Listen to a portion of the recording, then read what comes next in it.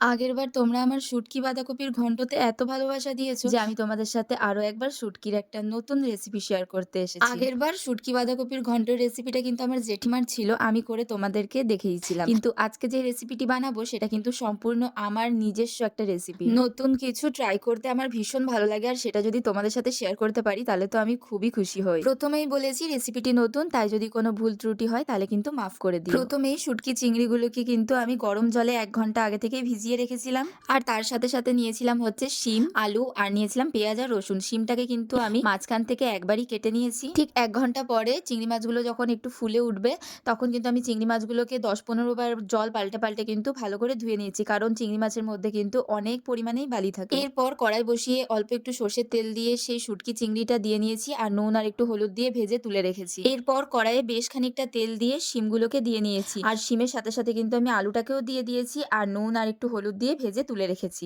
এরপর কড়াইয়ে বেশ খানিকটা তেল দিয়ে নিয়েছি, আমি কিন্তু এখানে সর্ষের তেলটাই ব্যবহার করেছি। তেলটা ভালো করে গরম হয়ে গেলে তার মধ্যে কিছু কালো জিরে ফোড়ন দিয়ে নিয়েছি। এরপর বেশ খানিকটা কুচনো পেঁয়াজ, কুচনো রসুন দিয়ে নিয়েছি, আর রসুন আর পেঁয়াজটা ভালো করে ভাজা ভাজা হয়ে গেলে কিন্তু নুন, হলুদ, লঙ্কার গুঁড়ো দিয়ে নিয়েছি। এরপর আমি দিয়ে নিয়েছি হচ্ছে সর্ষের জলটা। আমি কিন্তু মেন সর্ষেটা এখানে ইউজ করিনি, সর্ষেটাকে ভালো করে বেটে একটুখানি ছেঁকে নিয়েছিলাম। এরপর সর্ষেটা ভালো করে কষি নেওয়ার পর কিন্তু দিয়ে দিয়েছিলাম ভেজে রাখা শিম আর আলু। ব্যাস, আমি কিন্তু এখানে আর কোনো রকম মশলা দেব না। এরপর আলু আর শিমটাকে ভালো করে কষিয়ে নেব। এমনিতেই মা বলে সর্ষে বেশি কষালে কিন্তু তেতো হয়ে যায়, তাই কিন্তু আমি এখানে খুব একটা না কষিয়ে ঢাকা দিয়ে দিয়েছি। আর তারপরে কিন্তু একটুখানি জল ছেড়ে আসলে আমি দিয়ে দিয়েছিলাম সেই শুটকি চিংড়িটা, যেটা আমি আগে থেকেই ভেজে রেখেছিলাম। এরপর শুটকি চিংড়িটা দেওয়ার পর কিন্তু আমি এখানে ভালো করে কষিয়ে নিচ্ছিলাম। এরপর কষানো হয়ে গেলে আমি এখানে একটু জল দিয়ে নিয়েছি। এখানে কিন্তু তোমরা যতটা তরকারিতে ঝোল রাখবে সেরকম অনুযায়ী তোমরা এখানে জলটা ইউজ করবে। আমি কিন্তু একটু মাখা মাখা রাখতে চেয়েছি, তাই আমি ওই ছোট বাটির ১ বাটি মতো জল দিয়েছিলাম, যাতে আলুটা একটু ভালো করে সেদ্ধ হয়ে যায়। আর শিম তো কষাতে কষাতেই সেদ্ধ হয়ে গেছে। এদিকে দেখো তোমাদের সাথে কথা বলতে বলতে কিন্তু আমার এদিকে জলটাও শুকিয়ে গেছে, আর আমি একটুখানি ওপরে ধনেপাতা ছড়িয়ে তারপরে নামিয়ে নিয়েছি। আমি তো এটা ভাতের সাথে খেয়েছি, তোমরা কিন্তু চাইলে এটা রুটির সাথেও খেতে পারো, কোনো অসুবিধা নেই, দারুণ লাগবে খেতে। তবে আমরা তো বাঙালি, তাই ভাত দিয়েই খেতে বেশি পছন্দ করি।